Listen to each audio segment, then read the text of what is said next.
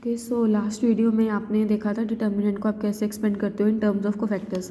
तो आपको क्या करना होगा, जस्ट आप जो भी रो ले रहे हो या जो भी कॉलम ले रहे हो उसके एलिमेंट्स लोगे, उसको किससे मल्टीप्लाई करोगे, उसके खुद के कोफैक्टर से, और उन सबको ऐड कर दोगे। ठीक है, जैसे अगर यहाँ पे आपको सेकंड रो के अबाउट डिटर्मिनेंट एक्सपेंड करना है इन टर्म्स ऑफ कोफैक्टर्स, तो आप ये एलिमेंट्स लोगे, सेकंड रो के इनके कोफैक्टर्स लोगे, A2 का कोफैक्टर आप लेट कर लोगे कैपिटल A2, B2 का कोफैक्टर आप लेट कर लोगे कैपिटल B2, C2 का कोफैक्टर लेट कर लोगे आप कैपिटल C2। तो उसका डिटर्मिनेंट क्या आ जाएगा in terms of cofactors, A2 into इसका कोफैक्टर प्लस B2 इंटू इसका कोफैक्टर प्लस C2 इंटू इसका कोफैक्टर। ठीक है, सिंपल है, जस्ट एलिमेंट्स लेने हैं, उसको उनके कोफैक्टर्स के साथ मल्टीप्लाई करना है, देन उन सबको ऐड कर देना है। एग्जाम्पल 10 देखो, यहाँ पे ये क्या कह रहे हैं, इसको एक्सपेंड करो बाय यूजिंग कोफैक्टर्स। ये जो मैट्रिक्स है इसका जो ये डिटर्मिनेंट दिया हुआ है, इस डिटर्मिनेंट को आपने एक्सपेंड करना है कोफैक्टर्स के through by elements of first row. ठीक है, फर्स्ट रो को लेके एक्सपेंड करना है। तो फर्स्ट रो के अबाउट आपको पता है ना क्या करना होगा, फर्स्ट रो के एलिमेंट्स लेने होंगे। फर्स्ट रो के क्या क्या एलिमेंट्स आ जाएंगे, ये कौन सा होगा A11, ये कौन सा होगा A12, ये कौन सा होगा A13। इनको किससे मल्टीप्लाई करना होगा, इनके कोफैक्टर से।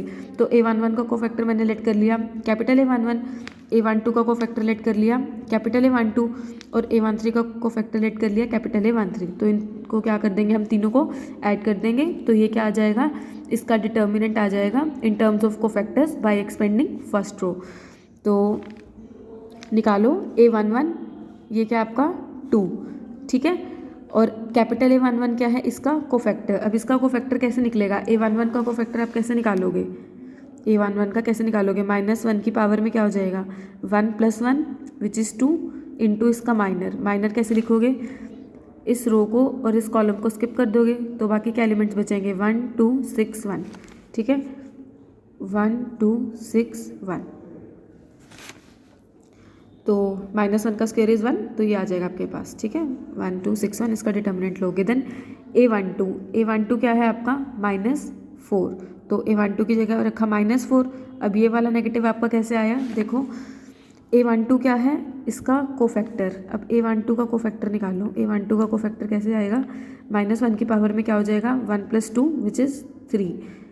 अब इसका माइनर निकालेंगे, तो इस रो को और इस कॉलम को छोड़ दो, क्या एलिमेंट्स आ जाएंगे 3 2 7 1, 3 2 7 1। ठीक है, -1 का क्यूब इस -1, तो ये माइनस इधर से आया है। ठीक है, ये तो -4 एलिमेंट ही है, ये वाला माइनस आपका यहाँ से आया है, ये माइनस आपका कोफैक्टर वाला माइनस है।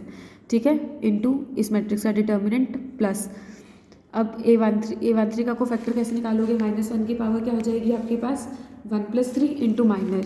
ठीक है, तो सबसे पहले आप एलिमेंट लिखो, A13 कौन सा एलिमेंट है 3 + 3 इंटू उसका वो माइनर आ जाएगा। ठीक है, क्योंकि -1 की पावर 1 + 3 विच इज़ 4, -1 की पावर 4 तो 1 ही हो जाएगा, तो आपके पास ये आ जाएगा। देन इसको सॉल्व करोगे, आपके पास वैल्यू आ जाएगी। ठीक है, फिर आपके पास example 11th, using cofactors of elements of third column evaluate. अब आपको क्या करना है, थर्ड कॉलम के अबाउट एक्सपेंशन करना है, तो करो। थर्ड कॉलम के एलिमेंट्स क्या हो जाएंगे YZ, ZX, XY। तो क्या करोगे आप, YZ का कोफैक्टर निकालोगे, ZX का कोफैक्टर निकालोगे, XY का कोफैक्टर निकालोगे। इस एलिमेंट को इसके कोफैक्टर से मल्टीप्लाई कर दोगे, प्लस इस एलिमेंट को इसके कोफैक्टर से मल्टीप्लाई करोगे, प्लस इसको इसके कोफैक्टर से। ठीक है, तो अब हम कोफैक्टर निकाल रहे हैं किसका, YZ का कोफैक्टर निकालो। YZ कौन सा एलिमेंट है यहाँ पे, A13 first row third column A13 है, तो इसका कोफैक्टर क्या होगा -1 की पावर 1 + 3, देन इंटू में इसका माइनर, ये कॉलम और ये रो स्किप कर दो, 1y 1z, 1y 1z, -1 raised to the power 4 is 1। तो अब इसका डिटर्मिनेंट क्या आ जाएगा, क्रॉस मल्टीप्लिकेशन से निकालो z - y। फिर क्या कर रहे हो आप, ZX का कोफैक्टर निकाल रहे हो।